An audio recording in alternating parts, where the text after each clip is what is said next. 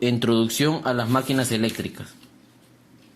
En los cursos previos, como es el de Circuitos Eléctricos 1, que hemos estudiado lo que es a la tensión y a la corriente en el dominio del tiempo, ¿no? Que no variaba, no era en corriente continua, y el curso de Circuitos Eléctricos 2, que habíamos estudiado la tensión y a la corriente, pero en el dominio de la frecuencia, ¿no? En corriente alterna, cuando para un determinado tiempo existía una determinada tensión, ¿no? ¿Qué hemos aprendido? Hemos aprendido que a través de los elementos pasivos, los campos magnéticos y eléctricos que se originan por la aplicación de un voltaje, y ellos también originan lo que son los principios básicos del fenómeno de la inducción magnética, que es nuestro tema de estudio en este presente curso. Entonces, estos principios de inducción son aplicados a las distintas máquinas eléctricas que existen, que son unos dispositivos o equipos empleados ¿para qué? Para la conversión de energía mecánica a energía eléctrica, o viceversa, para la conversión de energía eléctrica a energía mecánica. O también existe una máquina eléctrica que transforma de energía eléctrica con un nivel de voltaje a otra energía eléctrica con otro nivel de voltaje, ¿no? Es decir, solamente lo transforma, puede reducir el nivel del voltaje o puede aumentar el nivel de voltaje. Cuando un dispositivo es usado para, por ejemplo, convertir energía mecánica en energía eléctrica, este dispositivo o equipo es llamado generador eléctrico. Aquí, como podemos ver, aquí dice, entra energía mecánica en RPM, o sea, en movimiento. ¿Y qué sale? Energía eléctrica, sale voltaje y corriente. Luego, para convertir energía eléctrica en mecánica, nos dice, este dispositivo o equipo es llamado motor eléctrico y lo representamos de la siguiente manera.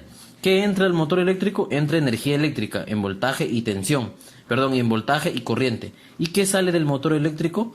Sale lo que es energía mecánica, ¿no? En forma de RPM. Y por último, convertir energía eléctrica de corriente alterna con un nivel de voltaje en energía eléctrica con otro nivel de voltaje. Nos dice, este dispositivo o equipo es llamado transformador eléctrico y lo representamos de la siguiente manera. ¿Qué ingresa? Ingresa energía eléctrica, ¿no? Con un voltaje primario y una corriente primaria. ¿Y qué sale? Sale lo mismo, energía eléctrica, pero ya con un voltaje secundario y corriente secundario. Ya puede ser que sale un voltaje superior a la entrada o un voltaje inferior, ¿no?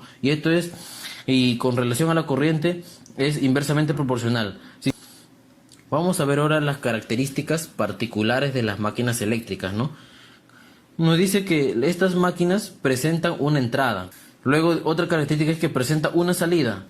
Otra característica nos dice, para el caso de los transformadores, la corriente es en forma inversa a los voltajes, pero mantiene prácticamente constante la potencia. Otra característica es que convierte solo energías mecánicas y eléctricas, ¿no? Y la última característica es que pueden ser usadas en corriente alterna y corriente continua. Vamos a hablar acerca de las características comunes de las máquinas eléctricas. Vamos a empezar a analizar, nos dice, para poder estudiar a profundidad cada máquina eléctrica ya mencionada, es necesario definir las características fundamentales de las máquinas eléctricas, y ellos son potencia, tensión, corriente, factor de potencia, frecuencia, rendimiento, campo magnético, ¿no?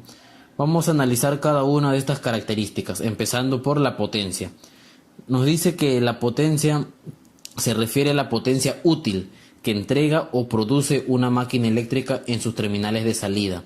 Así tenemos que la potencia útil, por ejemplo, en los transformadores y generadores, es la potencia eléctrica, ¿no? Es la potencia que se utiliza, ¿no? O sea, la potencia que entrega en los terminales de salida.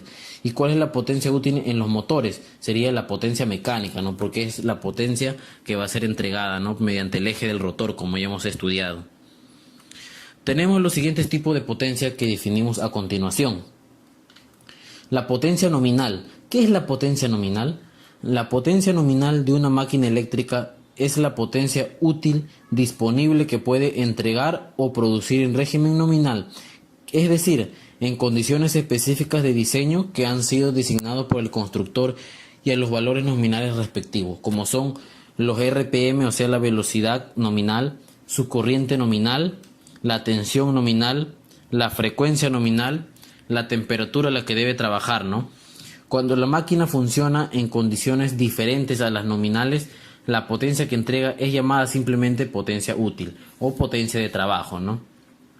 Hoy en día las máquinas eléctricas no siempre entregan su potencia nominal, debido a que porque debido a que existen pérdidas, ¿no? Y también debido a lo que la demanda exige, no, o sea, lo que exige la carga. Así tenemos, por ejemplo, los siguientes casos. Si la máquina entrega su potencia nominal, o también llamada potencia máxima, se dice que trabaja a plena carga. Pero si no existe carga, o la máquina, perdón, o la carga es nula, es cero, ¿qué se dice? Que la máquina trabaja en vacío, ¿no?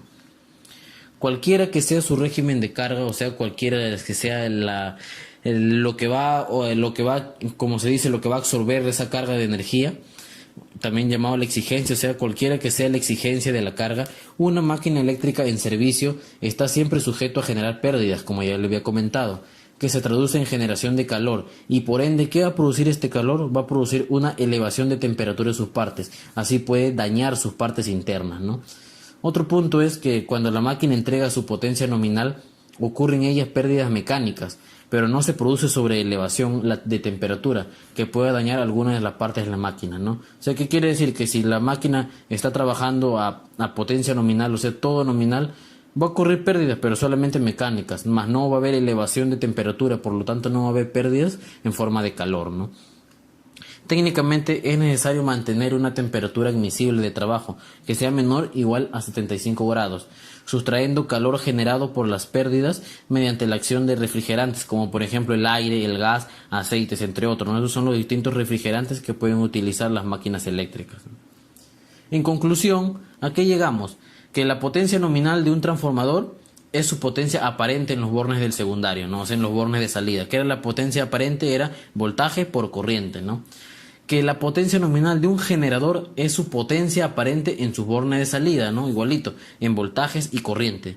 Y la potencia nominal del motor es la potencia mecánica disponible en el eje del rotor, ¿no? O sea, es la potencia mecánica que ha sido transformada mediante la potencia eléctrica, ¿no? Que va a poder accionar cualquier herramienta, ¿no? Por ejemplo, una moledora, una faja transportadora, ¿no?